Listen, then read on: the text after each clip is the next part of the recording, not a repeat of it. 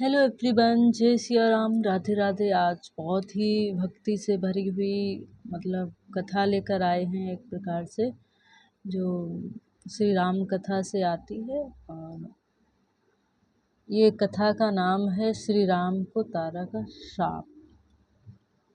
देखिए, ये रामचरितमानस की कथा है, रामायण की, जिसमें एक समय ऐसा भी आया था कि भगवान राम ने बाली का वध किया था।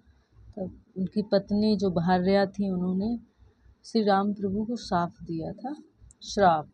ठीक है, तो उसी कहानी को आज पढ़ेंगे, जानेंगे, समझेंगे अच्छे से। ठीक है। श्री राम के बाण से पीड़ित होकर वानर राज बाली धरती पर पड़ा था। जब भगवान राम ने बाण मारा तो बाण से घायल होकर असहनीय अवस्था में बाली जमीन पर गिर पड़ा। राजमहल में तारा ने बाली के घायल होने का समाचार सुना। उसके सिर के बाल अस्त व्यस्त से थे। इसी अवस्था में वह अंगद के साथ बाली के पास पहुंची। देखिए, जब किसी का अपना इंसान जाता है तो चाहे जैसी अवस्था हो, कोई सुध नहीं रहती है। उसी अस्त व्यस्त अवस्था में दौड़ पड़ी वाली की पत्नी। मार्ग में उसे कई मंत्री मिले जो उसे देखते ही डर के मारे भाग गए। अपनी अश्रुपूर्ण आंखों से वह प्रत्येक व्यक्ति से बाली के बारे में पूछती जाती थी।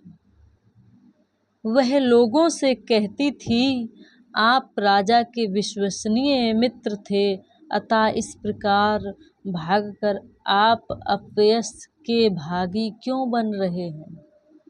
सही बात है।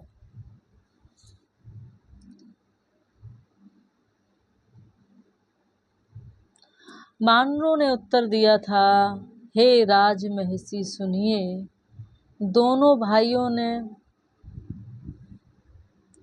आपस में घोर युद्ध किया है। आपके वचन पूर्णतः सत्य सिद्ध हुए हैं। श्री राम के बाणों से बाली की मृत्यु हो गई है।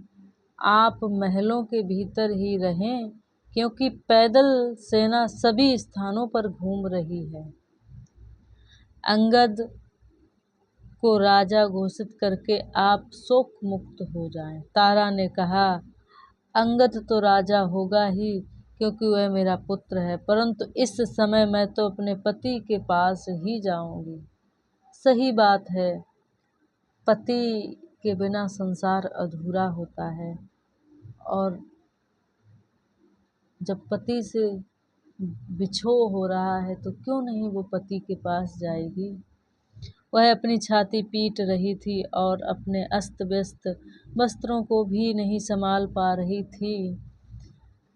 रणभूमि में पहुंचकर उसने सभी ओर देखा।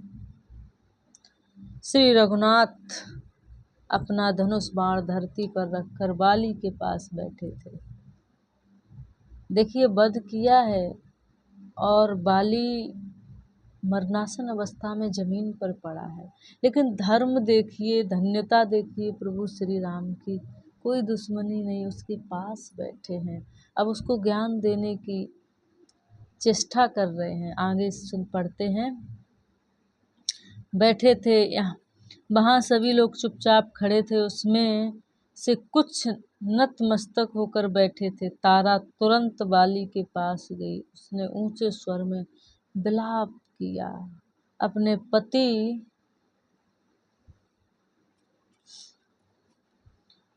पति की दुर्दशा देखकर इसका मन पीड़ा तथा करुणा से भर गया। उसने कहा, आप तो बादल की भांति गरजते थे। कोई भी महान योद्धा आपके सामने ठहर नहीं सकता था। यह कैसे हो सका कि राम ने एक ही बाण से आपका जीवन समाप्त कर दिया। देखिए, तारा को विश्वास नहीं हो रहा। ये वही बाली है जिसने रावण को अपने कांख में दबा कर रखा हुआ था। आज तारा विश्वास नहीं कर पा रही।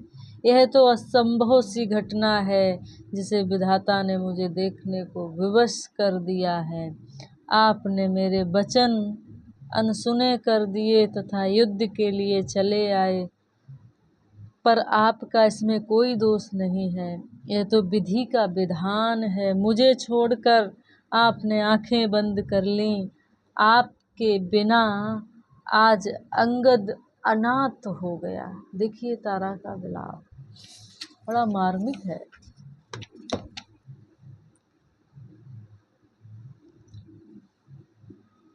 जैसे चंद्रमा के अस्त होने पर तारागण भी अस्त हो जाते हैं, आपके निधन के पश्चात तारा कैसे जीवित रहेगी, रह सकती है। यह सब सुग्रीव ने राज्य के लिए ही किया है। आपके निधन के कारण पूरी वानर जाति शोक संतप्त है। इतना कहकर तारा ऊंचे स्वर में रोने लगी। सभी पशु पक्षी भी बाली की मृत्यु पर रोने लगे। सभी को रोते देखकर लक्ष्मण के नेत्र भी गीले हो गए। सुग्रीव तथा श्री राम के मुख भी शोकाग्रस्त दिखने लगे। तारा ने राम से कहा, हे राम, आपका जन्म रघुवंश में हुआ है। आपने मेरे पति की धोखे से हत्या क्यों की? यदि आपने मेरे पति की हत्या उनके साथ प्रत्यक्ष युद्ध में की होती तो मैं आपकी प्रशंसा करती। मुझे सबसे अधिक पीड़ा इस बात की है कि आपने उनकी चोरी से हत्या की है। हे राम, आप तो करुणा निधि माने जाते हैं, फिर आपने मेरे पति पर ऐसा अन्याय क्यों किया? आपने मेरा सर्वस्व छीनकर अपनी कृपा सुग्रीव पर न्योछावर कर दी। हे राम, अब मेरी पीड़ा महसूस करें। आप मेरी पीड़ा महसूस करें। हे रघुकुल मणि, मेरे पति अत्यंत सौम्य स्वभाव के थे। वे आपके वचनों को कभी नहीं टालते थे। आपकी तथा आपकी कृपा से बाली अवश्य ही स्वर्ग प्राप्त करेंगे। आप भी अयोध्या में ही रहेंगे। यदि मैं वास्तव में पतिव्रता नारी हूँ तो मैं आपको भी धरती पर सीता के लिए रोते हुए समय बिताना पड़ेगा। मैं आपको श्राप दे रही हूँ जो कभी भी व्यर्थ नहीं जाएगा। आप भी अपनी पत्नी के वियोग में उसी प्रकार तड़पेंगे जैसे हम इस समय अपने स्वामी की मृत्यु पर तड़प रही हूँ। आपका समस्त जीवन शोक संतप्त होगा। और ये बात सही भी है। राम भगवान के जीवन में कभी सुख के दिन नहीं आए, क्योंकि 14 वर्ष वनवास में बिताए, वहाँ संघर्ष, और जब अयोध्या लौटे तो सीता माँ बन पुनः फिर चली गई। तो कहाँ से ऐसा व्यक्ति खुश रहेगा? बानरी होने पर भी तारा ने गर्जना करते हुए राम से कहा कि उन्होंने उसका विनाश कर दिया। उसने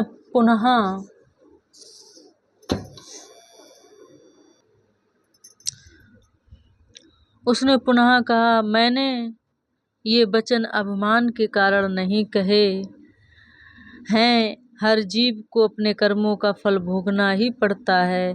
जिस प्रकार आपने मेरे निर्दोष पति की हत्या की है, उसी प्रकार आपकी भी अगले जन्म में आपकी हत्या करेंगे। मतलब वह भी आपकी अगले जन्म में हत्या करेंगे। पतिव्रता स्त्री के वचन कभी अन्यथा नहीं होते हैं और उनसे मुक्ति का भी कोई उपाय नहीं है। यह कहकर तारा ने बाली का सिर अपनी गोद में ले लिया। तारा का रुदन सुनकर बाली धीरे से बोला, प्रिय तारा, तुमने जो कुछ भी कहा है उससे मैं लज्जित हूँ। तुमने इतने कटु शब्द क्यों बोले? लंकापति रावण सीता को हर ले गया है। मेरी मृत्यु रावण के पाप के कारण हो रही है।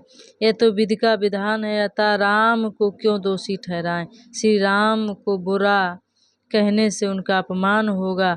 फिर बाली धीमे स्वरों में तारा को धैर्य रखने के लिए कहने लगा।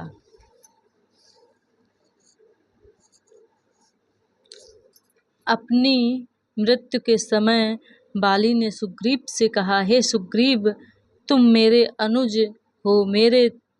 मेरा तुमसे झगड़ा भी था। तुम्हें दुखी करने के कारण ही मैं मृत्यु की गोद में जा रहा हूँ। तुम देश पर शासन करो, मेरा अंत अवश्यंभावी है। तुम्हारा इसमें कोई दोष नहीं है। समय मेरे विरुद्ध है। हम दोनों एक ही समय में राजा नहीं हो सकते हैं। अंगद का पालन पोषण राजकीय दुलार से हुआ है, जो अब अनाथ हो गया है। हे भाई, उसे यातना मत देना। मेरे पश्चात तुम ही उसके पिता हो। तुम सब प्रकार से उसकी रक्षा करना। मेरी मृत्यु इसी क्षण होने वाली है। इंद्र ने मुझे यह माला प्रदान की थी, जो मैं अब तुम्हें दे रहा हूँ। यह कहकर बाली सदा के लिए शांत हो गया। बहुत ही सुंदर कथा है ये मार्मिक। यदि आपको ये भगवान श्री राम से संबंधित कथा पसंद आई हो तो प्लीज़ चैनल को सब्सक्राइब करें, लाइक करें, शेयर करें। धन्यवाद।